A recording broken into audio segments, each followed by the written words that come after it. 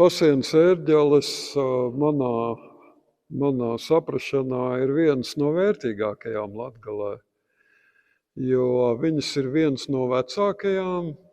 Viņas ir, manuprāt, arī viņu to vērtību palielina tas, ka viņas ir praktiski iebūvētas reizē ar baznīcu. Tūliņ pēc baznīcas pabeigšanas arī ir iebūvētas ērģeles. Un viņas tātad veidoja kopā ar baznīcu visu šo kompleksu. Un ērģelēm ir zināms būvs gads arī, ja iekšā uz šīs stabulas kājas, varbūt, ka var mazlietiņi, varbūt, ka tur kaut ko var saskatīt. Tā mums izdosies te, laikam, nekur tieši šajā vietiņā ir 1765. Palielinām, jā, redzam.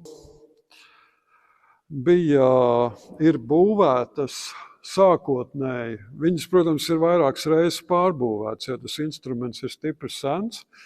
Un ērģeles ir tāpat kā citas lietas laika gaitā. Parasti cilvēki centās pielāgot savām tā brīža varbūt vajadzībām. Un arī ērģeļu ziņā ir tāda lieta kā mode, kas visu laiku mainās.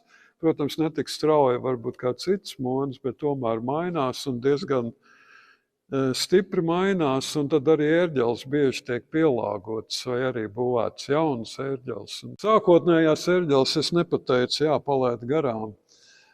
Tātad ir zināms tas būves gads, bet nav īsti zināms tas ērģeļu būvētājs, bet tur ir tajā vietā, kur rakstīts gads, ir rakstīts arī Invilda, tātad tas varētu būt Viļņā. Viņā bija vairāk tādi ērģeļu būvētāji, diezgan ievērojami tajā laikā. Un vēl jāsaka, kad šeit Latgale tā kā veidoja kopēju kultūru telpu ar to, kas tagad ir tā kā Lietuvas teritorija, Baltkrievijas teritorija, vismaz liela daļa.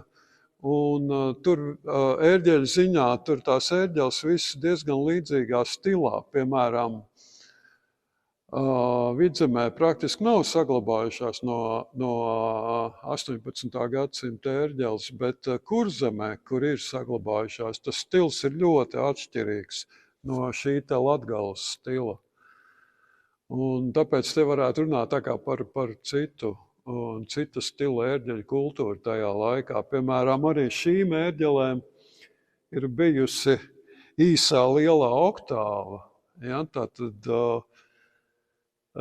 Tātad do, re, mi, fa, sol, la iet bez pustoņiem. Tie ir tikai tā kā veselie toņi. Un tad tikai no lā sākās chromatiskā gamma tālāk līdz lā. Un tas ir tā kā vēl renesanses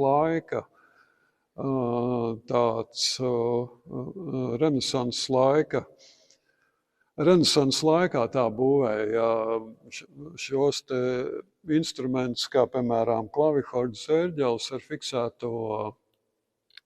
fiksēto, kad ir fiksēts tas taustiņš. Par ērģeļu prospektu. Arī ērģeļu prospekts ir ļoti līdzīgs. Lietuvā ir tur tāds ērģeļu pētnieks, kas vispār tur izdala tā kā viļņas vai to nosacīto to tādu stilu, ka tas ir tā kā atsevišķi ērģeļu stils, bet es domāju, ka tik varbūt radikāli tas gluži nav, kaut gan tas ir raksturīgs šai pusē.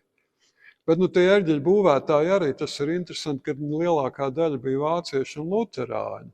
Bet viņi tieši strādāja tajā katoļu ērģeļu tradīcijā, un tas ir arī interesanti.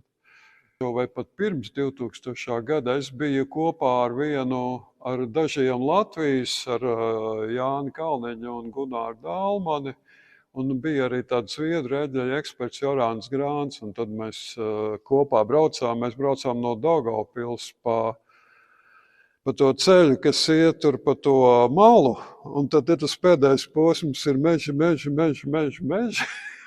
Un tad tas ceļš nebija pārāk nemaz labs, tas grantētājs šeit, kas ir tad pēdējais posms.